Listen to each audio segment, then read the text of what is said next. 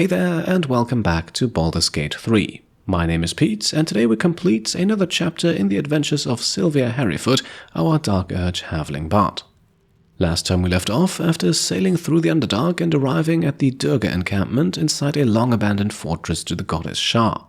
We helped two friendly stonemasons learn more about the history of the place, fought a herdmaster and his crew to free two deep-rothe. The animals then cleared a path for us, allowing us to explore several hidden areas of the fortress, and finally we revealed 3 mimics disguised as treasure chests and defeated them too.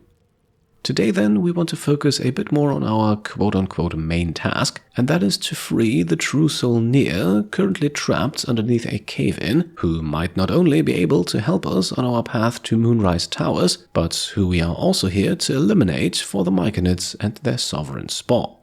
So let's get going past the 2 stonemasons and in a roughly southeastern direction. The Scrying Eye to our left still watches our every move, and as we climb up the steps here we encounter 2 more Duergar, and it is actually very important that we speak with them. Seen her run with a barrel under her arm. Just a small one, but enough to blow the Drow out. Someone should grab it. Slaves are never gonna manage with pickaxes. Can't go chasing maybes. The sergeants are ticket in. Oh, would you look at that, Kerr?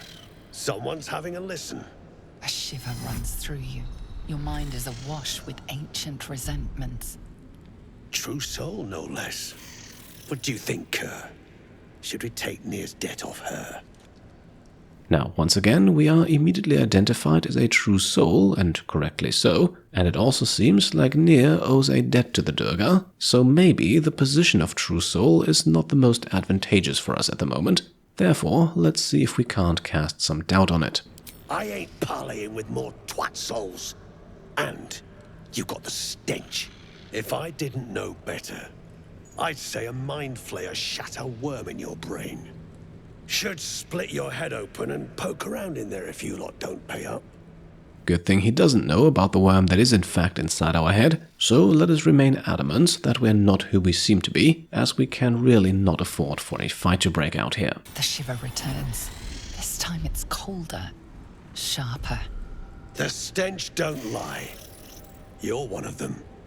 Now at this point we could tell the truth, but we're not going to. The 2 deception checks here, by the way, offer the exact same DC, but let's go with the one that is perhaps a bit closer to the truth. One thing is for certain, we are no friends of the Absolute's cult.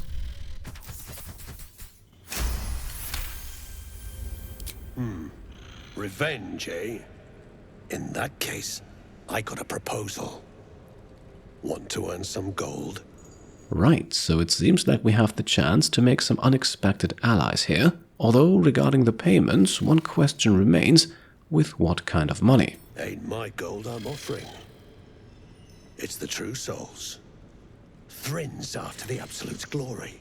That's why she's got those slaves digging for Nere. But we ain't need glory, just coin. And Nere's got plenty. Help Thrinn free Nere. Then you and my chums grind him up. Whatever the spoils, we'll drop you a fat cut. You in? Now, let's remind ourselves for a second here that despite these Duergar working against the cult of the Absolute, they are certainly not the good guys. So I think the least we can do is to get as much money out of them as we possibly can. A DC 10 persuasion check allows us to settle on half of the spoils.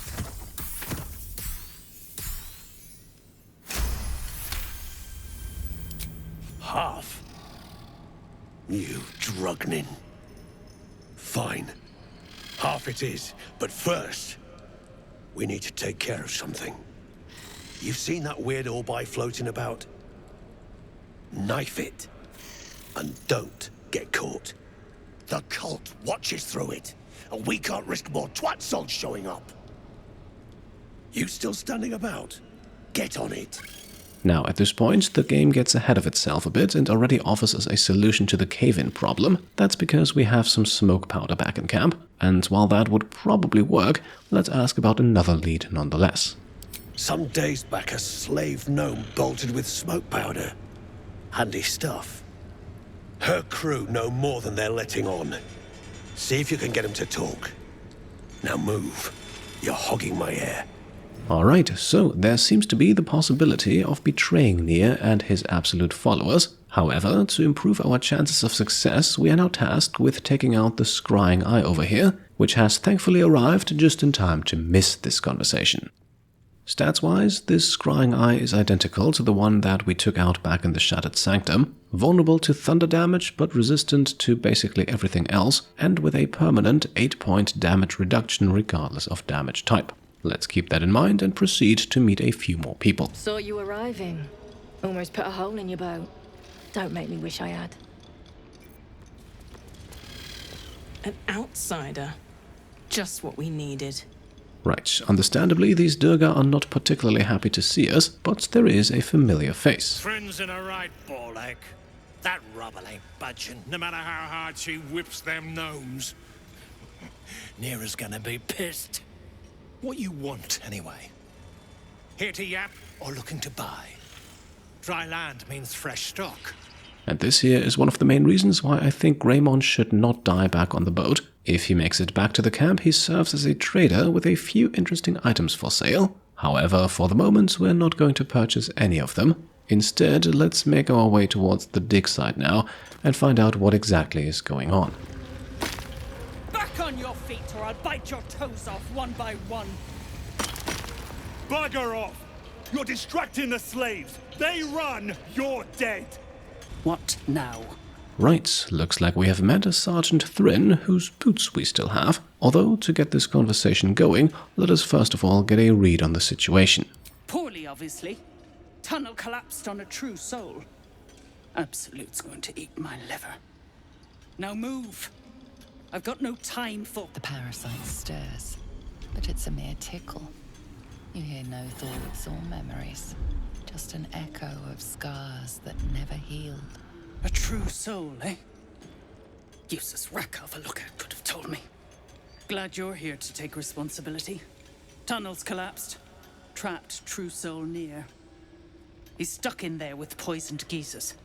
We don't get him out soon, it's both our heads.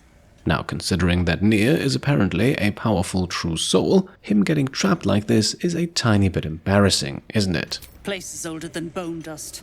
Previous tenants left a trap. Dropped a shit ton of metal once we dug a ways in. Get Nere out, and you'll have the Absolute's blessing. No doubting that.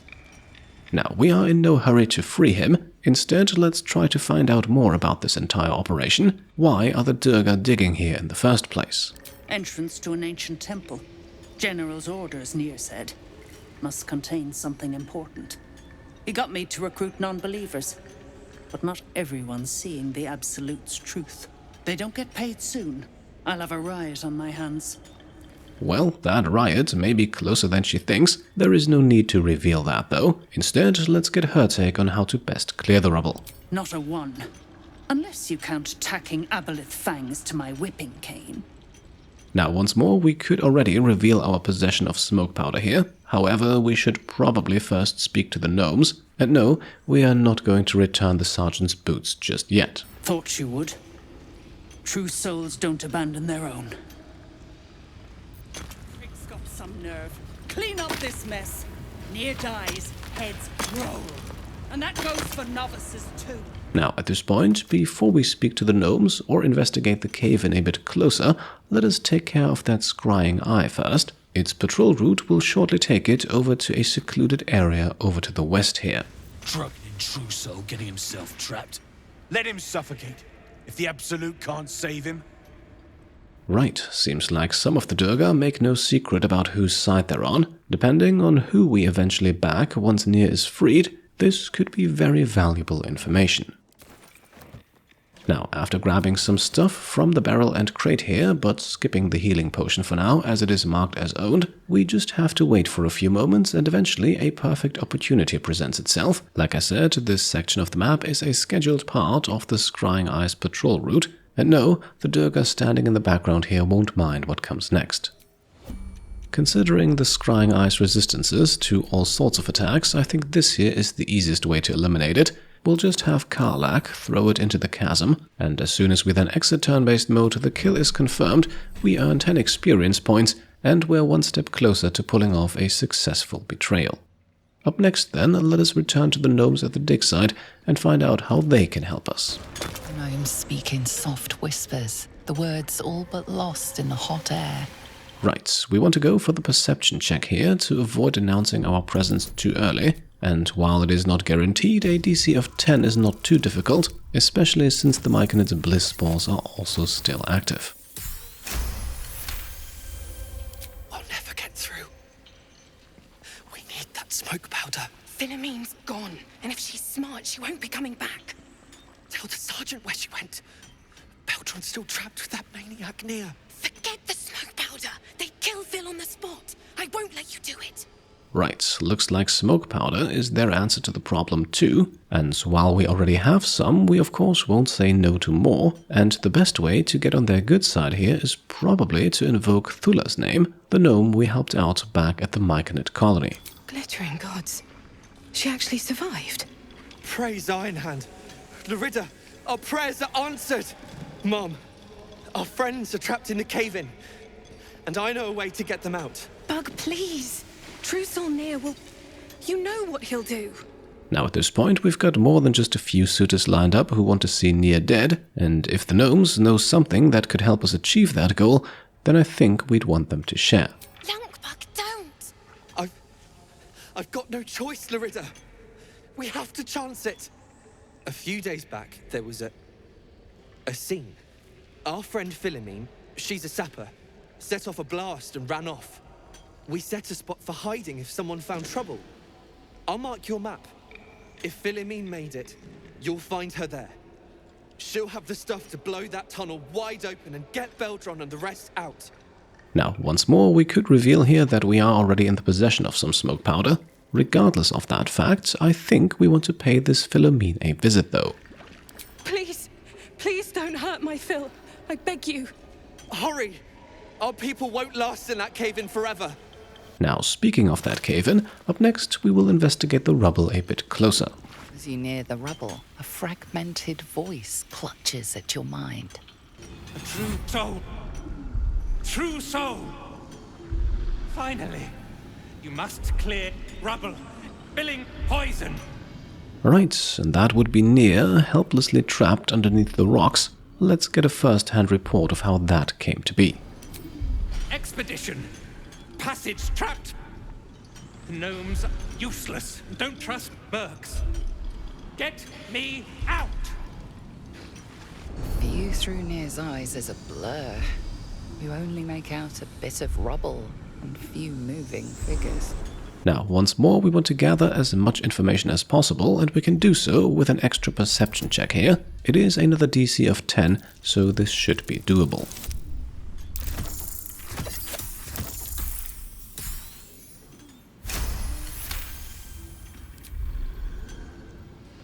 The blur resolves into an image.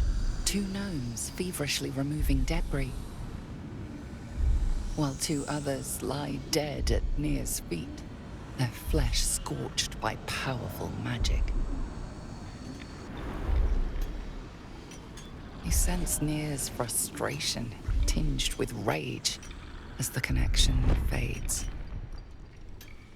Alright, and with that, I think we have gathered enough information to come to the conclusion that Nere is probably not the most pleasant fellow to be around. And, well, that is an awful shame for this guy right here, Barcus Wroot, a gnome who we freed once before when he got himself captured by goblins and tied to a windmill. Ah, it's you. The mascot of my ill fortunes. Much as I'd love to chat, I'm not allowed social breaks. Now, from what he told us during our first encounter, Barcus here was on a quest to find his friend in the Underdark. Let's find out whether or not he succeeded before he got himself captured. I thought I was. I came down here looking for Wulbren. I suspected he and his little friends might have come to this region. And I was right. But I was too late. Wulbren had already been taken to Moonrise Towers. The rest, put to work. You won't find a worse gaggle of rare-dwells than these iron-hand gnomes. Except for Wulbren, desperate though his taste in companions might be. As I was contemplating his folly, I was spotted by a very ugly Duergar. Now, I dig. It isn't good. Now, while we could compliment his bravery, let us instead find out how he plans to proceed from here. It looks to me like his interests and ours could potentially align. Dig. And hope for an opportunity to escape. Well, now that we are here, that opportunity could present itself sooner than he thinks, although for some reason he seems to be reluctant to actually ask for our help. These brutes are no mere goblins. I doubt you could take them on. Well, I beg to differ. I think we're actually quite capable. Let's tell him so to instill some hope. From what it looks like, he's going to need it. You will. If you are successful, that would be most convenient. Alright, I think that's one more reason to solve all of this our way. There is one more gnome over here who we haven't spoken to yet, although his tale is as short as it is tragic. My sister's in there! Myrna! Myrna, can you hear me? Alright, sounds like we should start working on a way to clear the rubble, and quickly. There is in fact a hidden timer now that we have spoken to Nere. If we were to long rest or fast travel at this point, anyone trapped underneath the cave-in would die. Nonetheless, we have some time for exploration, so let's get to it. We're now heading back the way we came, not to report dispatching of the Scrying Eye, however, but to jump across a little gap to the east here for a hidden treasure chest. That's not all though, we can also climb up the rocks to our right here, where we can find a map and attack plans for the village of Moonhaven, also known as the Blighted or the Goblin Village near the Emerald Grove, and it is rather curious that we find these plans here. From a nearby skeleton then we can loot some weapons. A second, arguably more interesting one is located up the stairs here, carrying not only a scimitar mold but also a Dark Justicia helm, granting a +1 bonus to saving throws while the wearer is obscured in shadow. Right next to the body we can also find a console with 2 levers. Interacting with it shows what these do. They are used to move the hanging platform in the back. Nothing we need right at this point, but it could prove useful later on. For now, we head back down. There is also a blue cap mushroom growing down here, as well as a small path that leads us in a northern direction. Following this path, we now find ourselves on the eastern side of the Duergar docks, on the upper level, the walkway you can see in the background we used in the last episode. Now, on the battlements up here, there isn't a whole lot of loot to be found, but at the end of it, we come across a door to the dormitory. Come, all who are weary, sleep and forget. Now, before we go through the door, let us first of all complete looting the area. There are some skeletons nearby, and while none of them carry anything overly valuable, we want to be thorough. Eventually, everything can be turned into coin. Let us also quickly head up the large wooden ladder here. At the top then, we want to turn left, if only to spot some traps. As you may recall, we found a very similar situation over on the other side, another reason why jumping this gap is likely not a good idea. We can then proceed north for just a little while longer, although the path soon ends here. I see tracks there, or footprints. That's worth a look. And indeed, there are bloody footprints. Let's investigate. Bloody tracks. Quite small too. A gnome found some trouble here.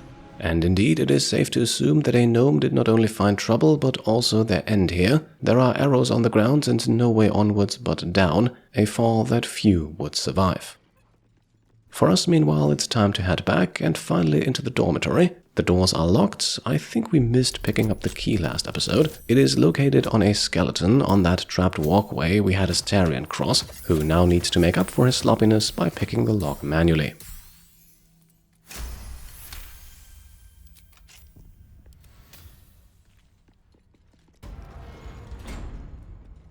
Heading inside, we now once more find ourselves in a place that no Duergar has touched, and that means there is still some interesting loot to be had, and I'm not talking about just a few gold pieces.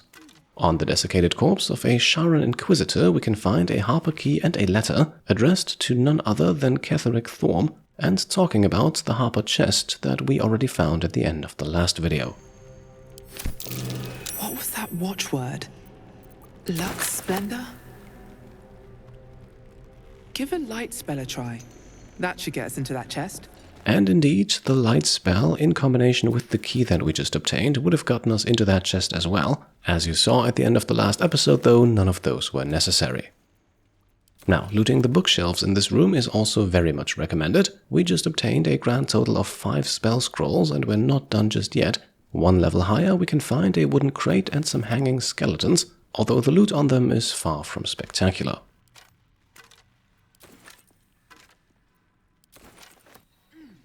You may have also noticed it already. To our right there is a locked door. We'll get to that in just a second. First we can read another prayer to the goddess Shah, and then help ourselves to the door's key, which can be found on this hanging skeleton right here. Another corpse, half buried underneath some rubble further in the back, is also of interest, as this one carries the shield mold, the third mold we have found so far. Likely there are more. A lone scimitar can then be looted from a chest on the room's northern side. Following the stairs back to the gate then reveals a small ledge that we could drop ourselves down from, but we're not going to do that just yet. Instead, I just noticed that Sylvia has ran out of bardic inspirations, and Astarion can also no longer cast Misty Step, so it's high time for a short rest. I'll feel that one later. And afterwards, let us finally open that locked door. Alright, surprisingly, combat starts immediately, although thankfully we are not surprised in the technical sense. The room we just opened contains 3 Hellsboars and a Merregon Legionnaire. If you've paid close attention, this was somewhat foreshadowed, because in the last episode we came across a devil foil mask, and Sylvia correctly identified it as belonging to a Merregon. Now, what is a Merregon? Well, from the looks of it, a creature from the 9 Hells, physically tough, but mentally perhaps not so much, and with 58 hit points and an AC of 16, also not overly challenging. Nonetheless, with 2 attacks per turn, this dude can dish out some damage, so the Merregon should be our primary target. To that end, we start things off with Astarion and immediately use his bonus action to dash. Positioning-wise, we are at a bit of a disadvantage in this fight. However, Astarion will also be the only one to deal melee damage, and he needs to be the first one doing so to benefit from the short sword of First Blood. His free Dread Ambusher attack, however, misses despite advantage. The regular attack, however, is a critical hit, so in the end it all evens out. With the extra damage bonus and sneak attack, we just dealt a comfortable 33 points of damage. Up next then, we want to cast Spirit Guardians with Shadowheart. Once again, the damage type does not matter, but I think Radiant fits the theme of this fight. The first Hellsboar here is hit for a lovely 17 points of damage, and we can just make it over to the other one too. That one, however, only suffers 7 points of damage. At this point then, we bring in Miss Hairyfoot. With an offhand crossbow shot, we can hopefully kill the more injured of the 2 Hellsboars. That succeeds and grants us invisibility, very useful for the slashing flourish against an enemy with an AC of 16. The advantage ensures that we land both hits and get another kill. Now, we have one more shot to give. This one will be a regular one, and 17 hit points should be doable considering that we have Cull the Weak activated. And indeed, that takes care of the second Hellsboar and only leaves one last enemy standing. For this one then, nothing fancy. Karlach can throw the returning pike, and she deals exactly the 21 points of damage needed, and with that the room is cleared, and we still haven't taken any damage. Now, one big mistake we could have made in that regard is melee attacking the Hellsboars. Unlike the ones we fought back on the Nautiloid, these ones come with the Blazing Hide feature, which causes melee attackers to start burning. On that note, the Firestoker hand crossbow here nicely synergizes with that condition, as it deals 1d4 extra damage to burning targets, a status effect that is fairly easily applied should we need it. On the Merregon then, we can find a uniquely named +1 halberd, as well as another one of those devil foil masks. Another mask? Heavier than it looks. Wouldn't be very comfortable. A third mask can then also be found on the altar. The mask. The more I find, the more curious I get. And indeed, there is a bit more to these masks that we might explore later. For now, let us pick up an elixir of fire resistance, and then, fairly well hidden, we can also loot an Ochre Jelly, which contains the alchemy ingredient Ochre Jelly Slime, useful in potion making, but also as a flammable grenade. Now, at this point then, we head back out and towards that ledge we spotted earlier. As we then arrive, we can cast Featherfall on the entire party with Astarion. He is still wearing the Mistress Grace boots that we found back at the Arcane Tower. I smell a trap. Now, succeeding the perception check here is absolutely crucial. You'll see why in just a second. Tall and a thick rope.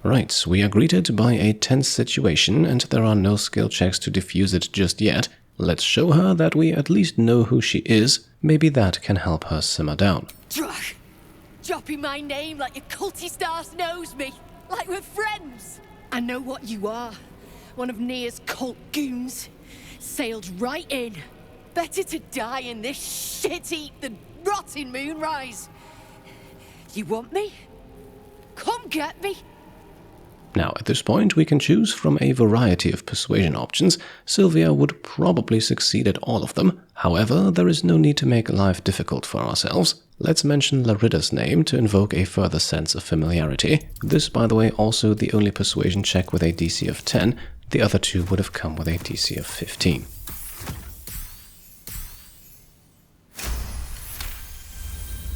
Larida! Ruddy mind games. I know all about your tricks, true soul.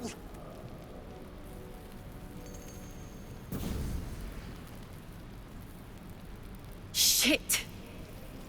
I can't do it. Go on. Drag me to Moonrise. I'll make you cult nutters suffer. Now, Philomeen still does not seem to believe us, so hopefully she'll be very relieved when we tell her what we're actually here for. All we need is that smoke powder. Afterwards, she'll be free to go. You want to waste Runepowder on... Look, you have no idea what you're dealing with. Any true Iron Hand would trade their life for a grain of this stuff. It's the whole damn reason we're here, and I'm not leaving without it. But let me go. Maybe I'll spare you a vial. Right, now at this point we are offered a rather difficult history check to learn a bit more about what Runepowder actually is. With a high DC of 20, Sylvia is admittedly far from the best suited to pass this, but we have guidance, bliss spores and 4 potential rerolls. That should hopefully be enough.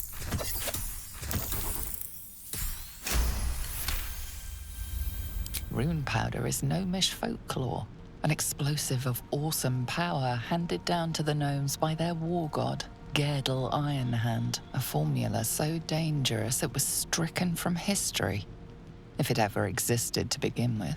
And passing the history check also allows for a follow-up question. Seems like this Runepowder is much more real than we thought. We've heard the same ones, I bet. A fistful of fire that can turn cities to dust. Well, it's real. And I need to bring it back to Baldur's Gate. I'd rather my clan were with me, but the mission comes first. A vial's what I can spare you. Now at this point, we also want to learn what Philomeen is actually up to. Seems like her plans are much grander than just fleeing the Duergar. Look, we're freedom fighters. We need this powder to prove a point. To people who really need a point proven to them. Let me go, and you'll be on the right side of history. That's all I can say. Well, I suppose we'll have to take her word for it. Before we let her go, though, let us also confirm that one single vial will actually get the job done. A barrel of this could light up the Underdark.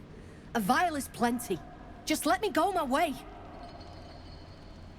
Right, and of course we will let her go freely. Truth be told, we never really needed this vial to begin with, but then again we're also not going to reject it.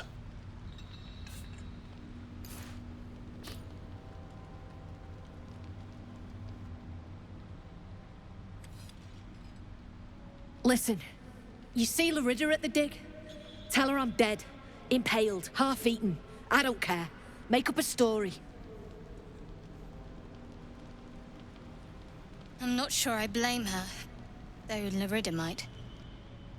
Now, one more interesting development in this conversation. Let's find out what exactly their relationship is. After all, it does sound a bit complicated. Beloved? I might have been hers. She sure as hell wasn't mine. I'm getting the Runepowder back to Baldur's Gate. Alone. Alright, and there we are. We have obtained a vial of Runepowder, while Philomeen grabs the rest and hastily makes an exit. Whether or not we'll actually end up using it, though, that's an entirely different question. In terms of damage at least, the Runepowder is certainly a step above your standard smoke powder, and that is perhaps the exact reason why we might not want to waste it here. Before we make a decision though, let's get to looting. There are some valuables in the vases and shelves, and on the skeleton here, a Sharon journal sits at its feet, describing Hell Knights and what sounds like Hellsboars, the likely reason for the death of the Sharon followers in this temple. On the altar then, 3 fragmented stone tablets can be found. The one in the middle is the start of a text written by none other than Ketheric Thorm, who seemed to be a devout follower of Shah himself. And not just a follower, over the course of the other 2 tablets it is revealed that Ketheric apparently rose to become more. Tablet number 3 says that the word of Ketheric Thorm is the word of Shah, and it was Ketheric who led the Dark Justiciars in this temple, an army that seemingly fell to creatures from the 9 hells. Interestingly enough, this book right here also reveals that it was not Ketheric Thorm and his Justiciars who built the so-called Grymforge, most likely a reference to the adamantine forge we're looking for, but that those who built it were serving the goddess of Shah as well. So the little pieces of this puzzle are slowly starting to come together, even though it remains a mystery what exactly Nere and the Duergar are looking for down here. To answer that question, we should probably speak to the Drow himself, but before we return, let's loot the rest of the place. Some spell scrolls, some camp utensils from Philomeen's belongings, nothing overly valuable, a few alchemy ingredients and some supplies can be found though, and a map of Grymforge, marking not only this hiding spot right here, but also something named the Smoke Powder Reserve, worth a visit I think. Now, regardless of our next destination, to get there we need to retrace our steps now, go past the area where we fought the Ochre Jellies, and before we use the door on the right, we turn left to loot a chest full of valuables. Also, curiously, if we head to the northern edge of the platform, we can spot a lacerite near the water here, but the spot is inaccessible and I haven't really been able to find a way to get there, even with Mage Hand or Misty Step. So let me know how to grab this one if you have a method. For now, we go through the double iron doors here to spot a few secrets in the corridor beyond. Curious. That stone there's been pried loose. Not only can we move this boulder here to collect some treasure from a hidden stash beneath, we can also find a concealed exit. A secret button moves the stone wall here. Alternatively, a small creature could have also squeezed through a hole in the rocks to the left. The next room then, flooded and containing the remains of a feast, a successful religion check reveals more.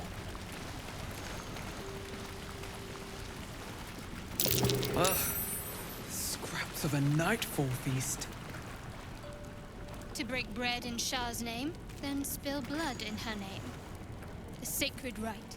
So, the Sharon followers were busy feasting and possibly also murdering in here. We can now grab what they left behind, which is mostly silverware and other food-related items in the crates and barrels around.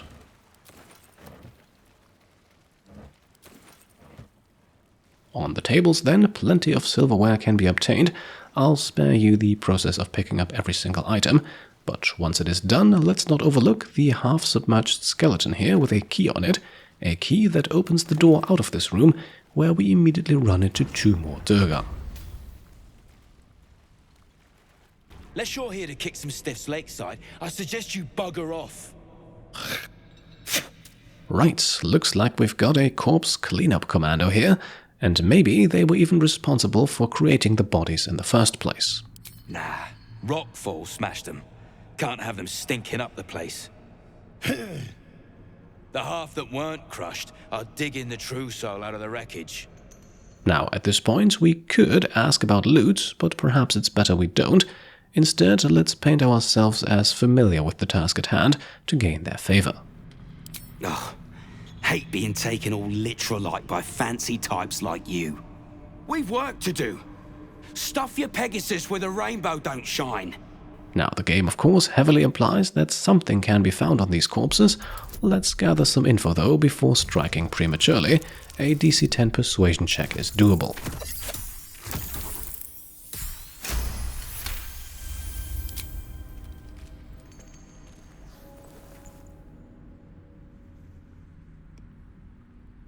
You spot a shiny trinket on one of the corpses. Okay, we could now try to grab that trinket with a difficult DC 20 sleight of hand check, or we just lie to them and get them to leave altogether, which for Sylvia is of course much easier.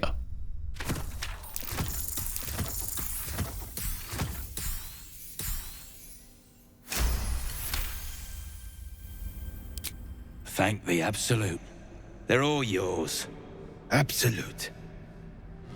Now, as soon as the two Duergar turn to run away, we put the entire group into stealth and into turn-based mode. We're not letting these guys get away that easily. First strike, as always, belongs to Astarion. This allows him to sneak attack and regain action and bonus action. We also get surprise against our enemies here, so every attack from here on out is a critical hit for Astarion.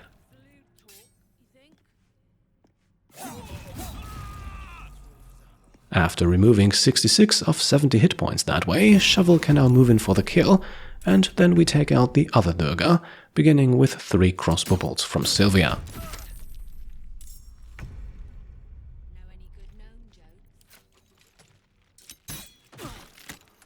That's a grand total of 49 points of damage. I think the rest should be doable for Karlach. And there we go. That's 150 XP that we would not have gotten had we just let them go. In that case, they would have actually disappeared entirely, never to be seen again. Gnomes, killed under the yoke of slavers. Let's bow our head in respect. This will gain us a bit of favor with Karlach, even though approval hardly matters anymore at this point. They deserve better than they got. May they rest in peace. From the gnome's body, we can then pick up a ring that lets its wearer cast the invisibility spell once per long rest. Extremely useful and, unfortunately, also the only item of real value amongst these corpses. The two Duergar we just killed have standard equipment on them, nothing special, and just beyond there is a door going off to the left that we want to go through to collect some alcohol from a few barrels, and to also spot another hidden passage. That's curious.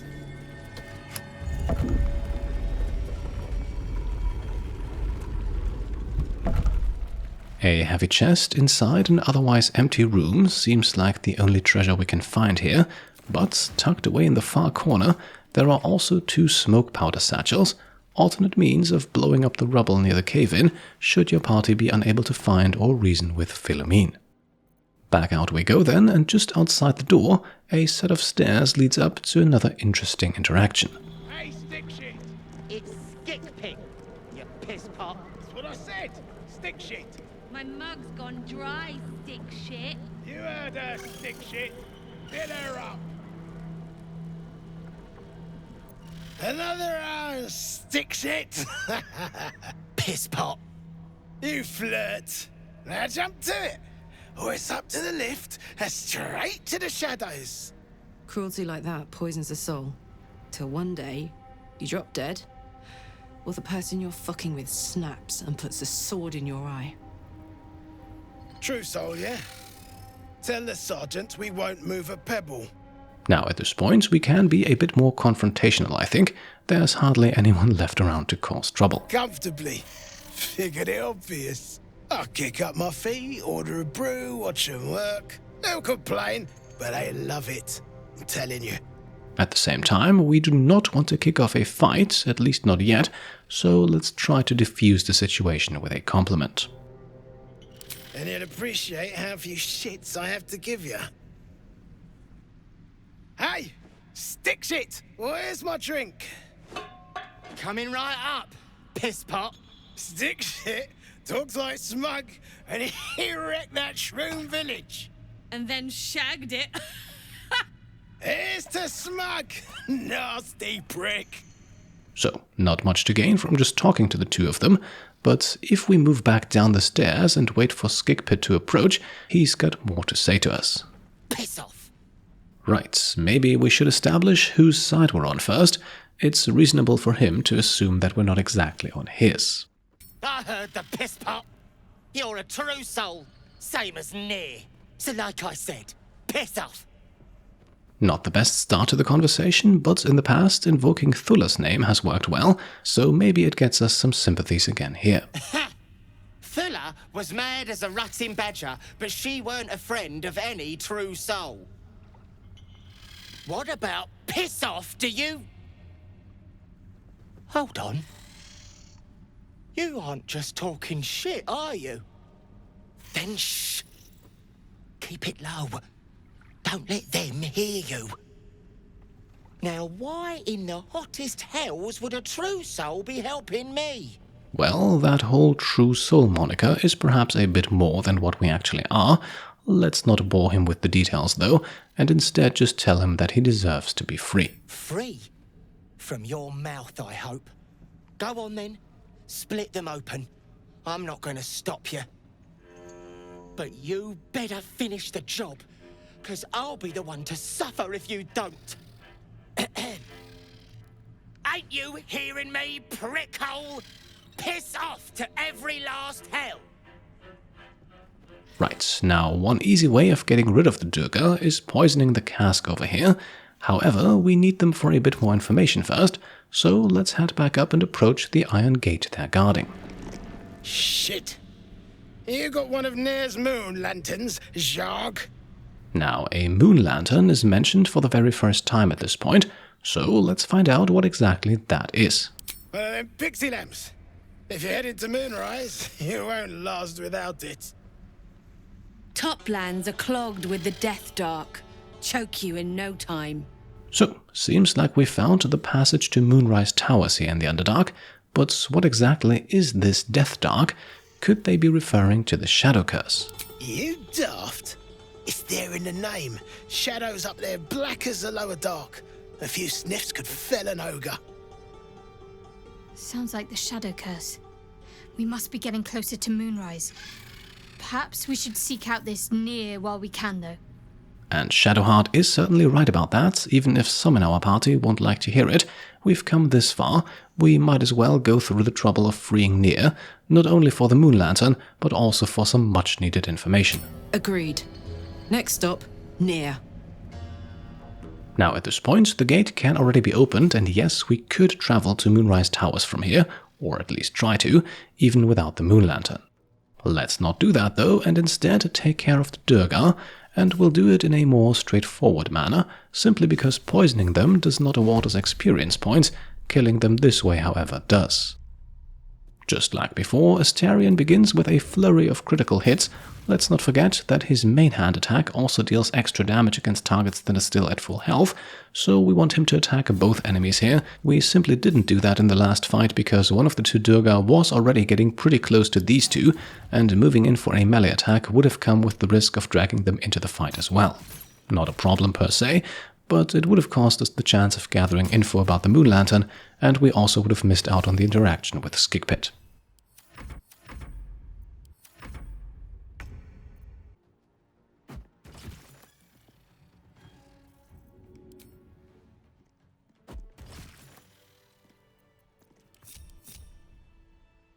Shit! You did it! What now? So, Skickpit's tormentors are dead, but we don't want to send them from one hell straight to another, and taking the elevator to the surface would certainly be just that, so let's tell him to hide until things cool down. I know a place. Across the lake. Should be safe. Won't be needing this poison now that you've offed the pricks. Bet you'll find it handy, though. You're a good one. I won't forget it. Now, from the body of Magmar here, we can grab a journal, revealing that Magmar might have had interactions with a Mind Flayer. He believes, or rather hopes, them to be dreams, but considering what we have seen, they might be much more real. Now, one more area left to explore. Let's head down to the cages here. Dead drow, publicly displayed. The Duergar sending a message. Don't like strangers here. But Absolute must have took you in. So, dead drow in cages. Who might be responsible for that and why? Me? Who else? My spiders sussed them out of hiding, then Nere taught them a thing or two, and I let them fly. Sounds like Nere wasn't too friendly with his own kind. Any reason why they appeared, though? Caught him sniffing around. Easy marks. Had the stench of the Toplands. Hung them here as a warning. Ain't no one drugs with Clan Flameshade. Right, now he mentioned his spiders, and that's exactly who we can speak to next. I speak true, brothers. You know it in your hearts. You know it in your very souls. We need no Lolth, no Spider Queen. Father Murmath is the head of Clan Lur. He hatched us, raised us, feeds us. What care we for his business here? He keeps us small, keeps us contained. We should be with the Spider Queen, revered, adored. Okay, sounds like they are discussing who to follow, and with a religion check we can learn a bit more about what it means to pick Lolth, the Spider Queen.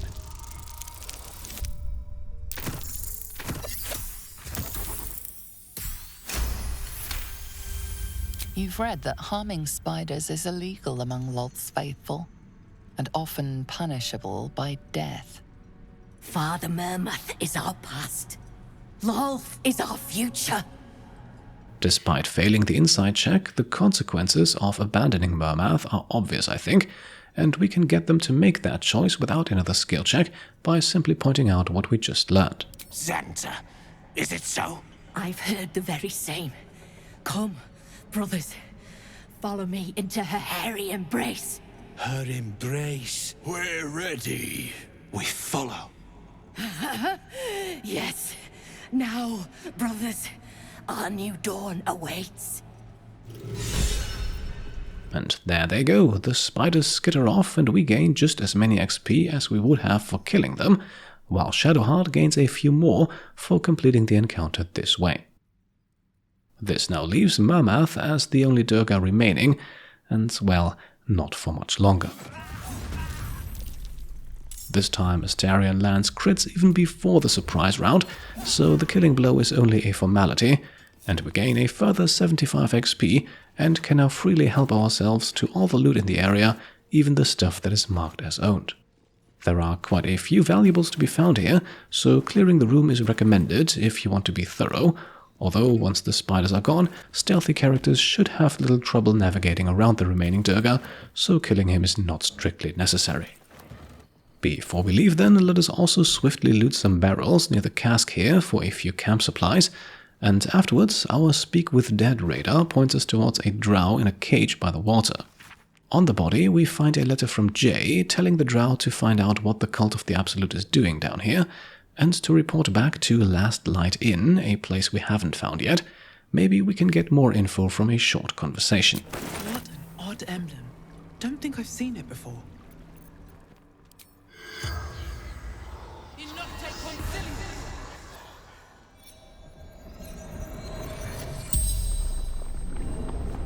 The corpse regards you lifelessly. Now, let's get right to it. As always, we'll start with proper introductions. Zahan, Harper Scout. That also answers profession, so what was a Harper Scout doing down here? Cultists, threat to Baldur's Gate. Jaheira's orders. The name sounds familiar. I hope we didn't meet on one of my little excursions. Right, a name we want to keep in mind, but for now, let's find out what happened to make it all go wrong. God. Interrogate. And now to the killer. Was it Murmath or someone else? Duergar cultist. True souls command. Finally, we can ask about where the Harpers came from, and maybe learn more about this Last Light Inn. Last light, a safe haven in shadows. The spell's power wanes. You can ask no more questions. So, sounds like we have potential allies in the Harpers, and that we might find them in the shadow-cursed lands in a place called Last Light Inn. For the time being, though, we have business with Nere and the Duergar. Speaking of which, let's report back to Elder Brithvar. All that rock thumping and pod pounding wrecked your mind, brain. Dead or alive, We ain't get our coin till Nere's dug out. Besides, I'd like to force-feed him some of that shit he stirred up. The eye's clobbered. Good work. Time to bust Nere out and shred him. And to that end, we have also acquired more than just one means. Good. Drop it near the rubble when it's time.